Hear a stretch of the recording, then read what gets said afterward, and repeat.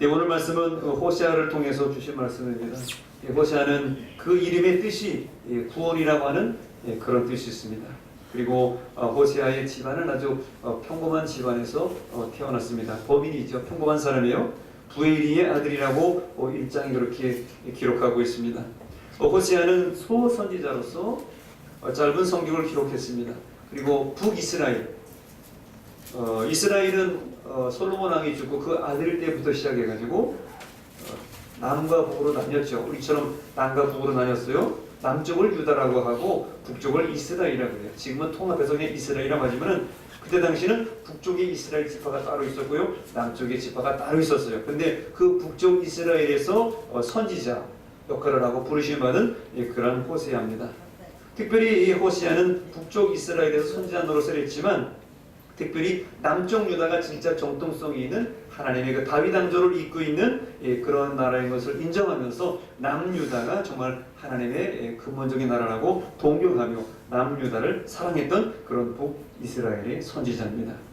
그리고 그 기록된 예언했던 그 시기를 보면은 BC 753년에서 722년, 여러분 세계사적으로 잘 아시는 대로 BC 722년은 북이스라엘이 아수르의 포로로 잡혀가는, 멸망하는 그런 때죠. 그래서 이 호세아가 기록된 시기가 북이스라엘이 멸망하는 그 어간에 호세아가 예언했고 호세아가 이 성경을 기록했던 그 시기적인 배경을 가지고 있습니다. 호세아의 성경의 내용에 두 가지가 있는데요. 첫 번째는 이스라엘이 이렇게 타락하고 북이스라엘이 타락했지만 하나님께서는 그래도 그 타락한 이스라엘을 사랑하신다는 그런 메시지를 담고 있습니다. 두 번째로 하나님께서 결국 저들을 고난 가운데 고난을 겪고 또 심한 핍박을 겪고 다른 나라에 잡혀가지만은 결국 그 고난과 핍박은 결국 그 이스라엘이 신앙을 회복하는 하나님의 통로라고 하는 사실을, 이 메시지를 호세아서가 담고 있습니다. 그리고 호세아서는 그 특징이 있어요. 특별히 1장에 보면은 호세아가 하나님의 명령을 받아서 너는 고멜이라고 하는 사람과 결혼을 해라. 그래서 자식을 낳아라. 그래서 이남 일녀를 낳습니다. 그래서 큰아들이 이스라엘이에요. 그 다음에 로루하마, 로암미라고 하는 그런 세 명의 자녀를 낳습니다. 이스라엘의 이 로라고 하는 것은 로암미, 로루하마 그러면 이스라엘의 로라고 하는 것은 영어의 노하고 똑같은 거예요. 그래서 루하마가 아니다, 긍휼히 여기지 않는다, 암미, 백성이 아니다, 노라고 똑같은 말이에요. 그래서 호세아와 고멜의 관계를 통해서 바로 하나님과 이스라엘의 관계를 이렇게 비유하시는 그런 말씀이 나옵니다. 그리고 그들이 타락하고 음란한 여자 고멜을 만나가지고 우상을 숭배하고 타락하고 그들은 이미 내 백성이 아니다라는 것을 상징적으로 말씀하십니다. 그럼에도 불구하고 돌아오라, return to the 로드라고 하는 그런 말씀을 하시면서 항상 하나님께 돌아오라고 말씀해 주셨습니다.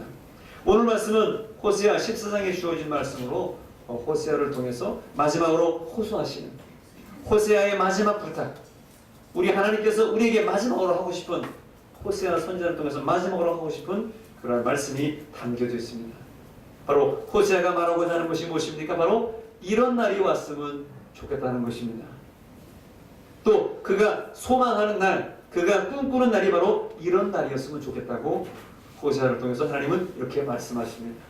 호세아가 말하는 게 아니고 하나님이 호세아를 통해서 오늘 저와 여러분들에게 이 세상을 방황하고 타락한 세상 속에 살아가고 있는 힘든 인생, 힘든 신앙생활을 하는 저희들에게 이런 날이 왔으면 좋겠다, 나도 이런 날이 됐으면 좋겠다고 하나님께서 호세아를 통해서 말씀하는 것이죠.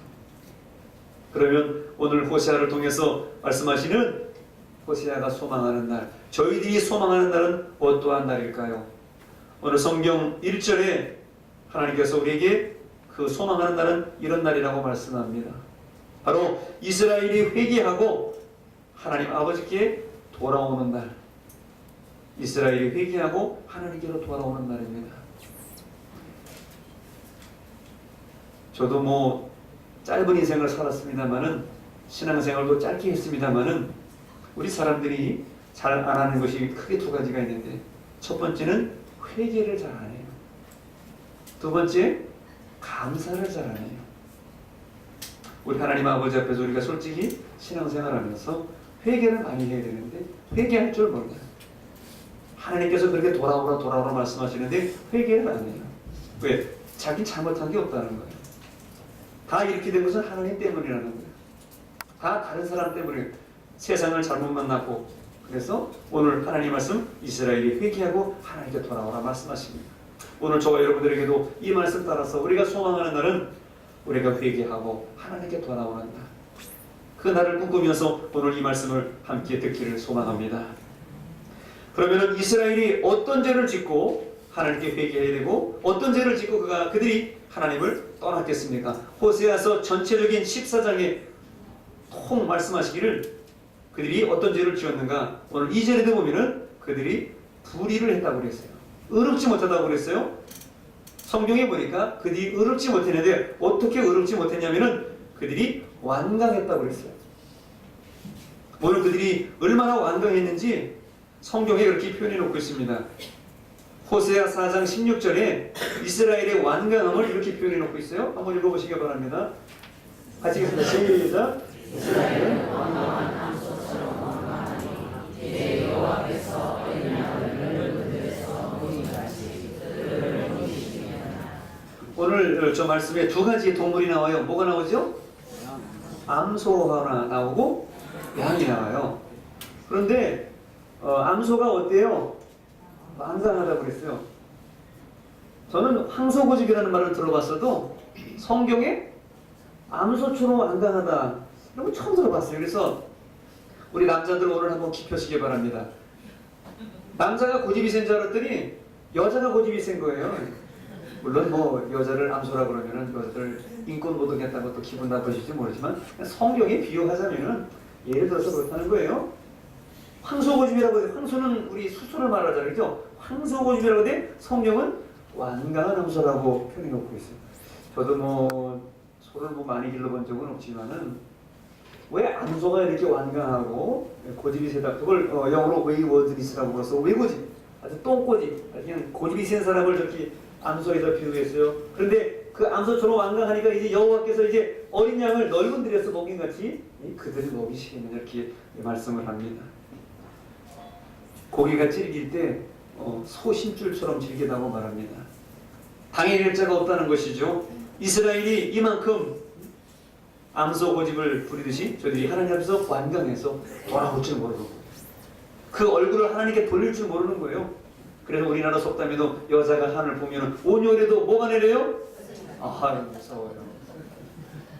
오리오리면 7, 8월이잖아요. 그죠? 그때 소리가 내린다는 거예요. 여름에 소리가 내리면 안 되는데 말이죠. 아마 그 속담도 아마 성경에서 근거했는지는 모르지만은 완강한 암소처럼 빵빵했다는 거예요. 여기 계신 여자분들 고집 부리지 마시고 남편들에게, 남자들에게 잘해주는 여러분들 되시기를 바랍니다. 두 번째로 이스라엘이 어떤 죄를 지고 하나님을 떠났는가, 어떻게 완강했느냐. 두 번째로 2절에 보니까 그들이 마음에 없는 제사를 드렸다고 말합니다. 2절에 우리가 수송아지를 대신하여 우리 입술의 열매를 주께 드리리이다. 하나님 앞에 예물 드리고 제사할 때에 수송아지를 드렸어요. 수송아지는 제물 중에 최고예요. 소가 얼마나 비쌉니까? 제물 중에 최고가 소를 드리는 거고 수송아지를 드리는 건데 최고인데 그 수송아지만 드렸다는 거예요. 오늘날로 말하면 우리가 하나님께 예배하러 올 때에 형식적인 예배만 드렸다는 것입니다. 형식적인 제사를 드리는 거예요. 여러분, 그들이 하나님께 나와서 제사를 드릴 때 숫소, 순염소, 뭐 순양을 드리는데 끌고 와요. 끌고 와가지고 제사장님, 나 주인 지어서 오늘 제사 드리려고 그러니까 염소 한 마리 좀 잡아주시오. 양 한 마리 좀 잡아주시오. 자기 별거 아니라는 거죠. 이 염소가 죽으면, 이 순양이 죽으면, 이 소가 죽으면 내 죄가 사해지니까 짐승이 죽는데 내가 무슨 상관이냐? 한 마리 죽여주시오. 세상에 멋지게 죽여주시오. 이런 식이라는 거죠. 예배, 오늘 여러분 예배 드리러 가는데 이사야서에 말씀하시기를 너희가 내 마당만 밟는다고 그랬어요. 성전 마당만 밟는다고 그랬어요. 오늘 혹시 부인 따라서, 아내 따라서, 누구의 권면을 따라 온 분 있습니까? 예배? 한번 참석해 주면 되지 뭐. 그거 뭐 돈이 들어오면 예배 드립시다. 안 드려요. 기도 하면 되지 뭐. 합시다.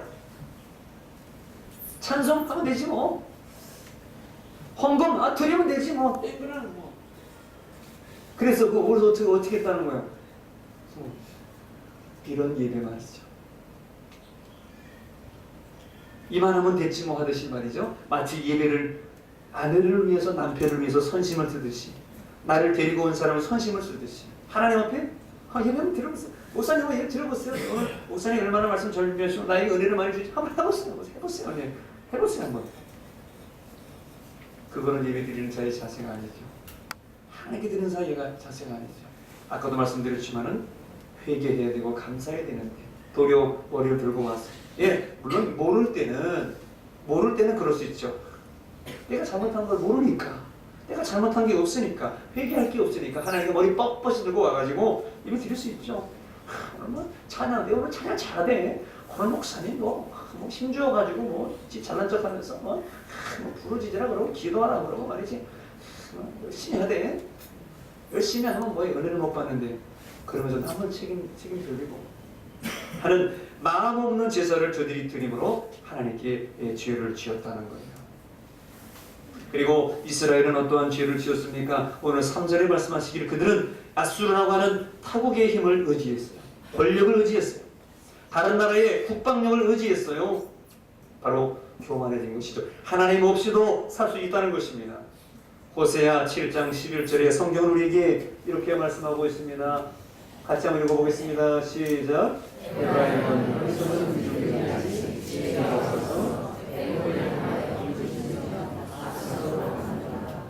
네.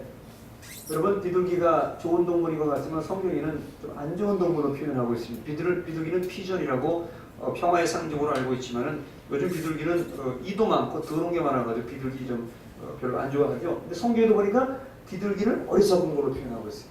저게 알을 까고 부화가 돼서 새가 잘 자라도 날아가도 다시 그 비둘기는 자기 새끼 깐 곳에 다시 돌아온대요. 머리가 좀 나쁜 거죠. 이제 쥐처럼 머리가 나쁘다 그래요. 그래서 어리석은 비둘기 같이 지혜가 없어서 애굽을 향해서 부르짖고 하늘을 향해서 하나님을 찾아야 되는데 아수르로 가고 애굽을 향해서 부르짖었다고 말합니다. 타국의 권력과 힘을 의지해서 다른 나라의 국방력을 의지해서 살아남으려고 했지만은 그것이 그들을 진정 보여주지 못했다는 거예요.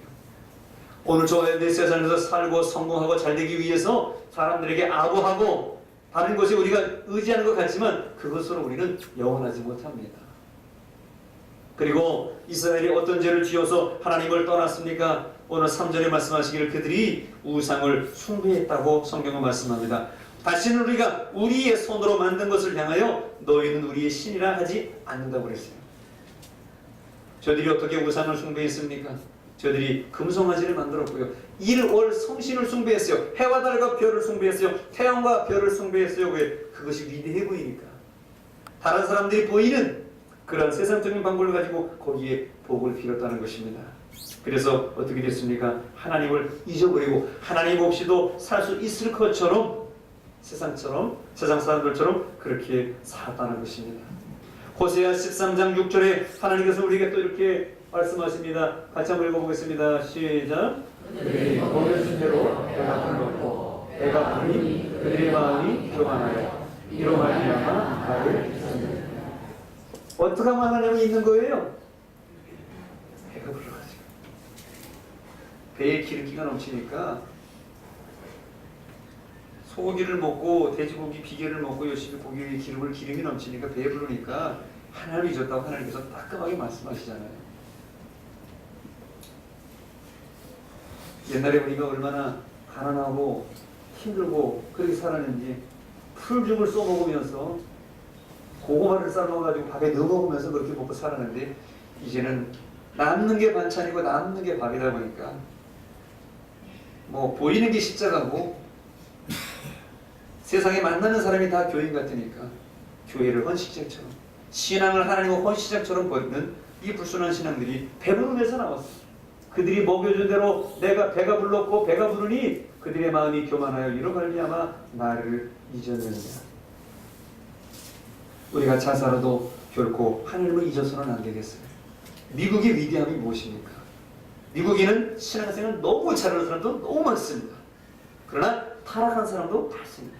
그런데 미국이 저렇게 건재한 이유는 타락한 사람도 많지만 신앙생활 잘하는 그 청교도의 정신이 미국에 아직도 살아있기 때문에 미국이 저렇게 건재한 거예요.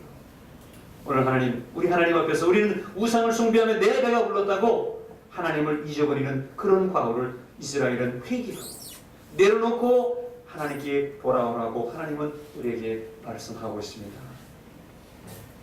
그런데 결국 이스라엘은 어떻게 되었습니까? 그런 죄를 지었고 그런 죄를 깨닫고 회개하지 못하고 하나님께서 말씀하십니다. 호세아 9장 17절에 내가 너희를 버려 너희가 떠도는 자가 될 것이다. 유리 방황하는 자가 될 것이라고 호세아 9장 17절에 말합니다. 하나님을 떠난 사람, 하나님께 버림당하여 떠도는 자가 된다고 그래요. 바로 버림받은 탕자가 되는 거예요. 스스로 탕자, 자탕자가 되는 게 아니라 버림받은 탕자가 되는 거예요. 유기된 자가 되는 거예요. 이게 뭡니까? 고아가 되는 것이죠. 그래서 이스라엘이 그렇게 떠도는 그런 포로 생활을 저들이 하게 됩니다. 그래도 불구하고 하나님은 회개하고 돌아오라고 말씀하십니다. 그러면 오늘 우리가 하나님께 돌아오려면 어떻게 해야 될까요? 하나님께 나와야 되는데 하나님께 나오기 위해서 우리가 어떻게 하면 하나님께로 제대로 돌아올 수가 있겠습니까? 그것은 우리의 마음밭, 우리의 묵은 땅을 기경하고 하나님께 돌아와야 되는 것입니다. 호세아 10장 12절에 하나님께서 이렇게 말씀하셨습니다. 같이 읽어보겠습니다. 시작. 너희가 자기를 위하여 공의를 지키고 인애를 거두라. 너희 모든 남을 위하라. 지금이 곧 여호와를 찾으리니 마침내 여호와께서 공의를 주는 너희에게 내리시리라. 네. 자기를 위하여 공의를 심고 인애를 거두라. 너희 묵은 땅을 기경하라. 밭을 갈아엎으라는 것이죠. 이제 봄이다 봅니다. 이번 주에는 경칩도 다가옵니다.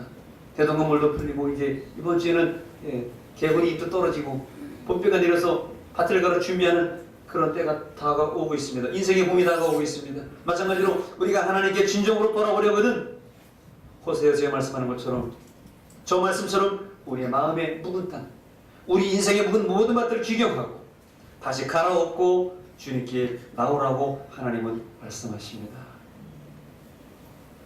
세상의 모든 것은 어떤 문제입니까? 여러분 직장에서나 사업에서 직장일, 사업일 힘들죠? 안 힘들어요? 가정일 힘드시죠? 세상사 힘들죠? 그런데 일보다 더 안 힘든 게 있어요. 사실은 일이 힘든 게 아니에요. 그 업무가 힘든 게 아니에요. 무엇입니까? 마음이 닫혀있을 때, 마음이 열리지 않았을 때 그게 가장 큰 문제죠. 세상의 모든 문제는 마음의 문제입니다. 우리의 마음만 고쳐먹으면 세상의 모든 것들은 저절로 해결되게 될 것입니다. 왜 우리 모두가 자신이 잘못해놓고 모든 책임과 원망을 우리가 하나님께 돌리려고 하는가? 그러고 보면은 주님께서 말씀하시는 탕자의 비유에 나오는 탕자는 사실 그렇게 나쁜 사람은 아니에요. 그렇게 아버지를 원망하고 하나님을 원망하는 것은 거기 별로 없더라고요.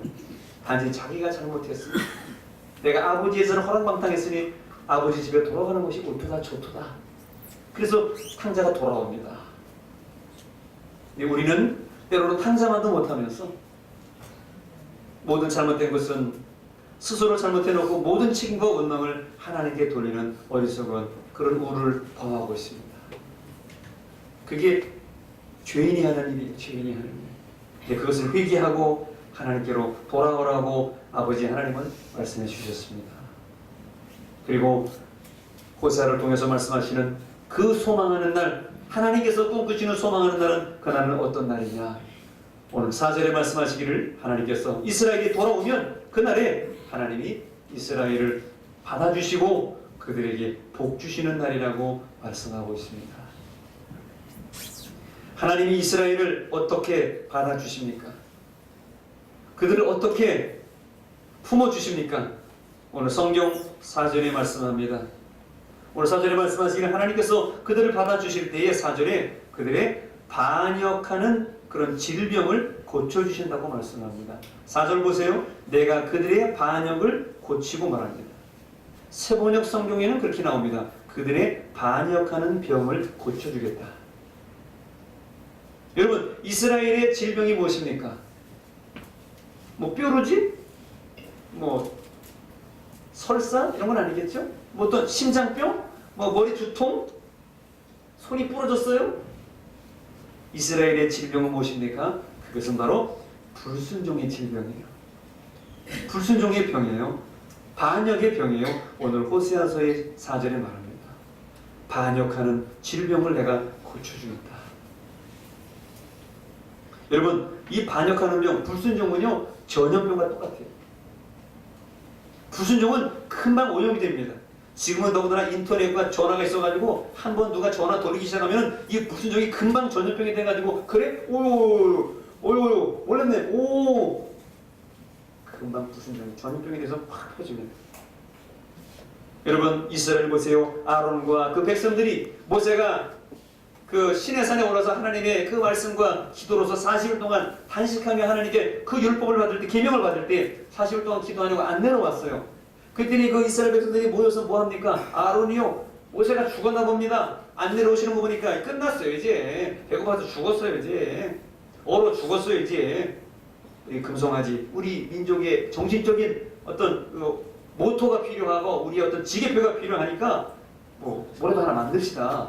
금송아지 만듭시다. 그랬더니 아론과 함께 김구리를 빼가지고 금송아지 만들잖아요. 금방 하나님 잊어버리잖아요. 이게 반역의 불순종의 질병이에요. 이것이 사람들에게 퍼지면은 모든 사람들이 한 번에 오염이 돼요. 보세요. 예수님 당시 예수님 아무 잘못도 안 하시고 그 유대인들을 고쳐주시고 인류의 죄를 대속하기 위해서 그들에게 십자가 지시고 나아가셨는데 유대인들이 어떻게 주님을 십자가에 못 박았습니까? 빌라도 앞에 광장에 모여서 대제사장과 서기관과 바리새인들이 예수님을 고소하면서 신성모독입니다. 하나님의 아들이라고 합니다. 도저히 안 됩니다. 십자가에 못 박아라. 십자가에 못 박아라. 여러분들이 영화에서 본 장면, 그 수많은 사람들이 군중에 모여서 그 빌라도 광장에 모여서 예수님을 십자가에 못 박아라. 십자가. 어린애들부터 할머니 할아버지까지 아무 관계가 없고 아무것도 모르는 사람도 남이 박으려니까 십자가에 못 박아라. 십자가에 못 박아라. 그 군중 심리에 빠져가지고 예수님을 십자가에 못 박는 저 반역하는 질병, 불순종의 질병이 저들에게 있었는데 이스라엘이 하나님께 돌아오면 내가 그 반역하는 질병, 불순종의 질병을 고쳐주시겠다고 말합니다. 내가 고칠 수 있는 게 아니에요. 내가 해보겠다고 내가 의지대로 되는 게 아니에요. 하나님이 고쳐주신다고 말씀합니다. 그래서 우리 하나님께 나와서 마음에 오실 열고 눈을 열고 하나님 나를 고쳐주시옵소서. 그렇게 우리가 하나님 앞에서 질병을 치료받는 것입니다. 두 번째로 하나님이 이스라엘을 어떻게 받아주십니까? 오늘 4절에 보니까 하나님께서 기쁘게 그들을 사랑으로 감싸주신다고 말씀하고 있습니다. 오늘 이 성경 말씀을 읽으면서 하나님 사랑 대단한 것 같아요. 여러분, 우리 같으면은 잘못한 사람들 용서하기가 쉬울까요? 어려울까요? 잘못한 사람들 용서하고 품는 거 어려운 일이에요. 그러나 하나님은 기쁘게 그들을 사랑한다고 말씀하고 있습니다. 그것이 하나님의 사랑이에요. 왜요? 아버지시니까. 우리를 창조하셨으니까. 하나님께서 우리에게 인생을 허락하셨으니까 그 모르는 자녀들을 품어주시는 것이죠. 우리가 잘 쓰는 말에 그런 말이 있습니다. 자식 이기는 부모 있어요? 없어요? 없어요. 저도 자식이 되어서 나이가 들고 그러니까 철이 들고 보니까 부모님께 함부로 말하기는 어렵더라고요. 그렇다고 나이 들었다고 뭐 부모님 뭐 이게 사주세요, 뭐 이거 해주세요, 뭐 그러기도 어렵지. 선물을 때는 어렸을 때는 나 이거 필요한데 이거 사주세요, 이거 사주세요. 어렸을 때는 시계가 얼마나 갖고 싶던지. 제 때는 그랬어요. 그때는 시계가 없어가지고 시계 찬 사람들 부러웠어요. 그래서 그때 마침 그 중동에 갔다 온 사람들이 많아가지고 중동에서 돈 벌고 온 사람들이 자녀들이 갔다 오면 시계 사가지고 시계 주고 그랬어요. 근데 그때도 보니까 우리는 시계가 없었던 것 같아요. 여러분, 자식 이기는 부모 없다고 하나님께서 아버지 같은 마음, 어머니 같은 마음으로 그 이스라엘 백성들, 지금도 저와 같은 여러분들을 기다리시는데 그 부모 같은 마음으로 우리 하나님께서 저와 여러분들을 다 품으시고 오기만 하면 나오기만 하면 다 용서하시고 기쁘게 사랑으로 감싸주신다고 말씀하고 있습니다. 아멘. 여러분, 부모가 누구입니까? 부모는 자식이 돌아올 때까지, 회개하고 돌아올 때까지 기다려 주시는 분이죠. 문 열고 기다리시고 맞아 주시는 분이죠. 그리고 하나님께서 이스라엘을 받아주시고 또 복 주신다고 말씀합니다. 하나님께서 어떠한 복을 주시는가? 그날이 되면 이스라엘이 하나님께 돌아오면 받아주시고 복을 주시는데 어떤 복을 주시는가? 오늘 오전에 말씀하시기를 이슬 같은 은혜를 내려주신다고 말씀하고 있습니다. 특별히 이스라엘에게 그 광야, 그 삶의 이슬이 뭐예요? 바로 생명이죠. 이슬을 먹고 식물이 자라고 동물이 자라고 많은 사람들이 농사를 짓습니다. 포도를 심습니다. 열매를 땁니다. 이슬은 생명을 상징하는 거예요. 바로 하나님께만 돌아온다면 하나님이 그들에게 생명의 은혜를 부어주시겠다고 주님은 약속해 주셨습니다. 사람이 주는 거 아니에요? 누가 줘요? 하늘이신 하나님. 오늘 성령님께서 저와 여러분들에게 풍성한 은혜를 주시는데 하나님 바라보고 나오면 하나님이 여러분에게 소생의 은혜, 생명의 은혜, 이슬 같은 은혜를 부어주실 줄로 믿습니다. 그리고 7절에 말씀하십니다. 하나님이 어떻게 복을 주시는가? 그 이스라엘에게 풍성한 삶을, 풍성한 은혜를 허락해 주신다고 말씀합니다. 7절에 그 그늘 아래에 거주하는 자가 돌아올지라 그들은 곡식같이 풍성할 것이며 포도나무같이 꽃이 필 것이며 그 향기를 레바논의 포도주같이 되리라 할지라도 말씀하십니다. 내가 그를 돌아보아 대답하기를 나는 푸른 잣나무 같으니 네가 나로 말미암아 열매를 얻으리라. 우리 하나님 때문에 우리가 풍성한 열매를 맺는 아름다운 인생을 살도록 주께서 그렇게 만들어 주신다는 거예요. 그것이 아버지께서 하나님께서 소망하시는 말이고 호세아를 통해서 우리에게 말씀하시는 돌아오라, 내게로 돌아오라. 내가 너희에게 받아주고 너희에게 복을 주리라 말씀하시는 그날인 줄로 믿습니다. 오늘 이러한 은혜를 받고 풍성한 삶을 살고 있는 그러한 분을 오늘 여러분에게 한번 소개해드리고자 합니다. 서울에 가면은 기차를 타고 가면은 서울에 무슨 역이 나오죠? 서울역이 나옵니다. 지금 서울역도 많이 좋아졌어요. 서울역이 있고 그 서울역에서 노숙하는 사람들의 대부로서 노숙하는 사람들의 무료 급식을 해왔던 그러한 분이 있습니다. 바로 김범곤 목사님이라고 하는 분이십니다. 그분이 1989년부터 서울역 인근에서부터 시작해서 노숙인들을 위하여 무료 급식을 해왔다는 거예요. 그러니까 노숙자라고 하는 벌써 단어가 벌써 지금 한 25, 6년 정도 전에 이미 쓰여지고 있었던 거예요. 노숙자라는 단어가. 옛날 말하면 거지. 지금이야 뭐 홈리스 노숙자라고 하지만 옛날 말하면 거지 아니에요. 그 서울역에 있는 거지들을 먹여 살리는 그 대부 무료 급식을 하신 분이 바로 김범곤 목사님이세요. 사랑의 사모님과 두 아들을 두고 있습니다. 지금 그 큰 아들은 어렵게 공부를 해가지고 청신대 대학원을 졸업하고 지금 큰 아들은 목사님이 되셨고 또 차남은 또 고학을 공부해서 외대 대학원을 다니고 있다고 그래요. 그리고 2013년도에 사단법인 참 좋은 친구들을 설립을 하셔가지고 여러 가지 사역을 하고 계시더라고요. 그 사단법인에서 하는 주 사역을 보니까 주로 그 노숙자들을 위해서 무료 급식을 하고 또 그들의 그 재활과 그 새로운 삶을 살 수 있도록 그런 부활의 프로그램을 하고 그리고 새 사람 훈련원이라고 하는 경기도 양주에 그런 기도원과 같은 훈련을 만들어서 그래서 정신적으로 무장시키고 기술을 가르쳐서 세상에 다시 배출하는 그런 새 사람 훈련원도 하시고요. 뭐 아가페 하우스, 뭐 푸드뱅크, 특히 또 독거노인 돕기라는 그런 많은 사역도 하고 있습니다. 그분이 쓰신 책이 있어요. 인생의 자서전. 저는 그분의 책을 다시 보면서 참 대단하다 이런 생각을 했어요. 이분은 훌륭한 분은 아닙니다. 어떻게 보면 인생이 한편의 드라마와 같은 참 밑바닥 생활하던 사람인데 이렇게 책까지 냈어요. 그래서 제가 어제 그분의 책을 이렇게 다시 보면서 참 대단한 목사님이라고 생각이 됐어요. 왜? 저도 뭐 공부 안 했지만 공부했고 신앙생활 하는 거 했는데 저는 아직도 한 번도 책을 해본 적은 없거든요. 책 낼 만한 그런 인생의 스토리와 간증은 아직은 없는 것 같아요. 근데 그렇게 고생하면서 생명의 떡 오직 예수 2013년에 조란노에서 나왔어요. 다시 보니까 존경스러운 목사님이더라고요. 그분은 가정이 어려웠는지 공부를 못했는지 고학으로 중고등학교를 나왔습니다. 그리고 여기서 가까운 마산에서 작은 사업을 하면서 살았다고 그래요. 그리고 젊어서부터 부모님의 속을 그렇게 많이 썩여드렸다고 합니다.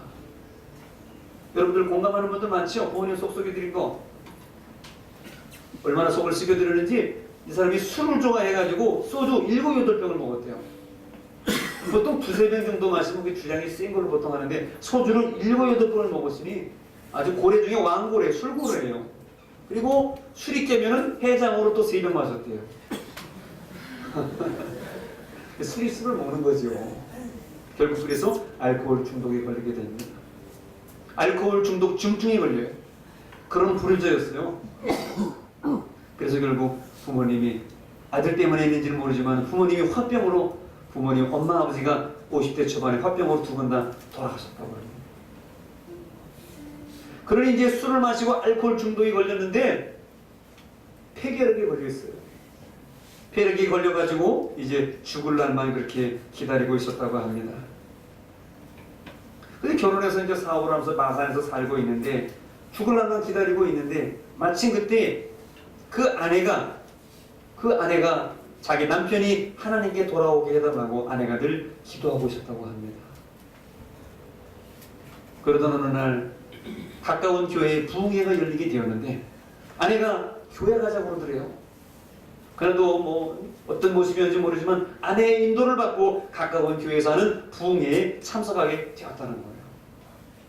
그날 그 부흥회에 참석해서 이 김봉곤 목사님이 거기서 뜨겁게 주님을 성령으로 만난 것입니다. 할렐루야.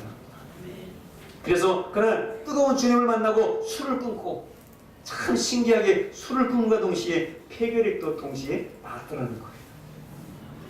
그래서 이제 전국으로 다니면서 노방전도를 하기 시작하는 거예요. 왜? 하나님 날 살려주시고 폐결핵하고 술 끊고 이 방랑가던 술꾼이 죽게 돌아왔으니 주님 만났으니 이제 노방전도를 다니는 거죠. 1년에 3-4차례 전도를 다닙니다. 한 번 나가면은 한 달에서 3달씩 1년에 3차례를 3-4차례 전도를 나가는데 보세요.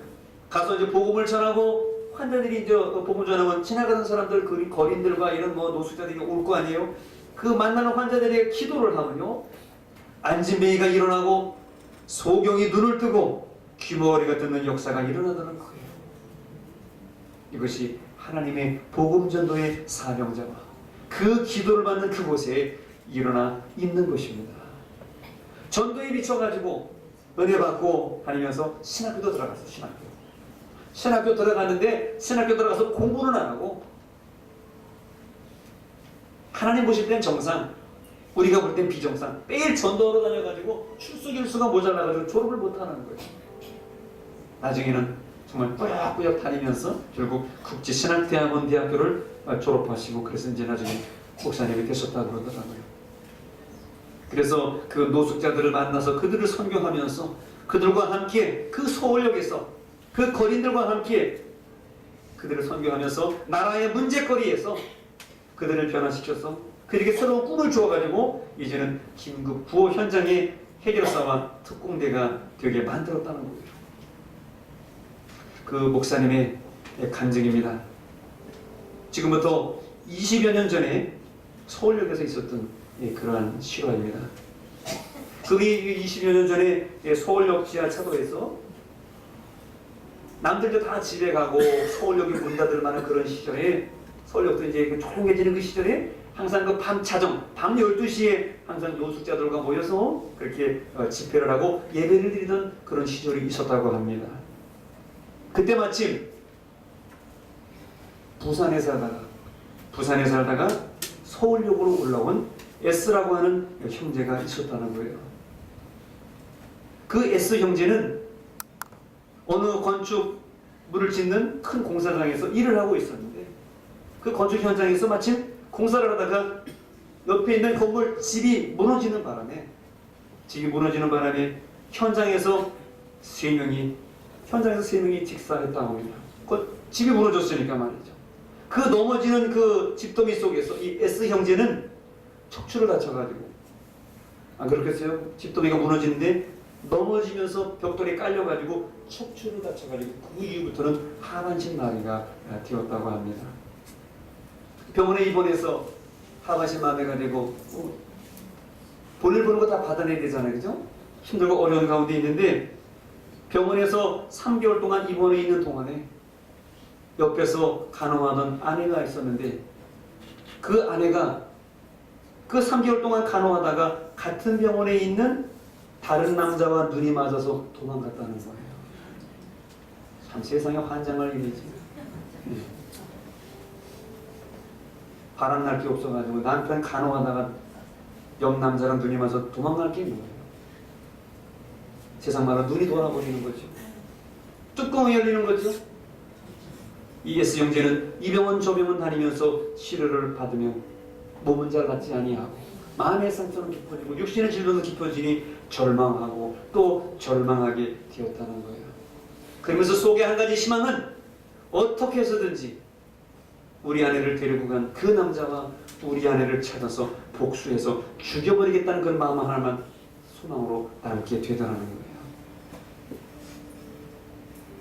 그러다가 방황하다가 사람 찾지 못하고 이제 서울역의 노숙자로 서울역에 나와 올라온 것입니다. 그러던 어느 날 이 S 형제가 술을 잔뜩 먹고 목사님한테 와가지고 목사님한테 그러더래요. 목사님, 나같이 술이나 먹고 폐인이 된 사람도 예수 믿으면 새 사람 될 수 있습니까?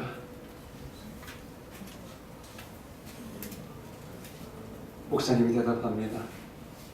그럼 형제님, 나는 당신보다 10배, 100배는 더 꼴통이었어요. 저는 그런데 예수 믿고 새 사람이 되었습니다. 내가 폐기를 건데 폐를 좀 닦고 따서 이렇게 여기 와서 이렇게 전도사도 되지 않았습니까? 나는 안 돼도 예수님은 됩니다. 안 될 때는 되게 하는 사람을 만나면 됩니다. 내가 만난 그 사람을 당신도 한번 만나보십시오. 내가 만난 그 사람 한번 만나보세요. 내가 얼마나 꼴통이었는지 아버지 어머니가 나 때문에 화병으로 죽었다니까. 그런데 내가 예수님 만나서 새 사람이 되어서 이렇게 노숙자 밥도 해주는 전도사가 됐잖아요. 당신도 예수 만나면 새 사람 될 수 있습니다. 목사님이 이렇게 답변해 주시는 거예요. 그때 당시에 하반신 마비였고 오갈 데 없는 그 거지. 그 S 형제는 그때부터 목사님이 인도하시는 서울역 자정 저녁 집회, 남들이 다 가고 그지들만 거리들만 모이는 그 저녁 집회에 매일매일 참석하게 되었습니다. 여러 차례 그 저녁 집회를 참석하는데 그러던 어느 날 예배에 참석한 S 형제가 그날 성령의 강력한 임재를 경험하게 된 것입니다. 어떻게 되었을까요? 그 S 형제의 하반신 마비가 풀리는 기적이 일어났다는 것입니다. 여러분, 사람은 고칠 수 없지만 하나님 고치시는 거죠. 그래요. 큰 교회, 좋은 교회, 화려한 교회,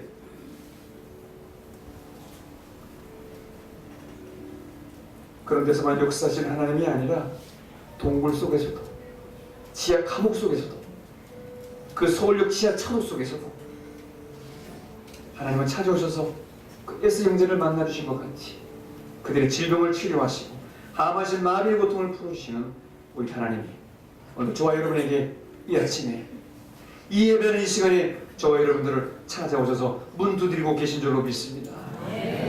EOS 형제는 하반신 마비가 풀리는 기적을 체험함과 동시에 건강을 회복하고요. 믿음의 새 바퀴를 만나게 되었다고 합니다.